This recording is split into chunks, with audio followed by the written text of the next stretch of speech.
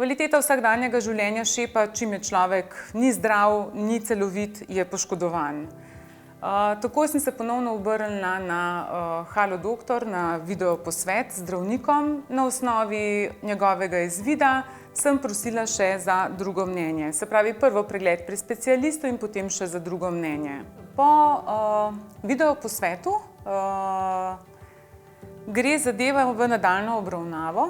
Zdravnik izda mnenje, na osnovi katerega lahko preko zavarovalnice vas pošljejo k specialistu.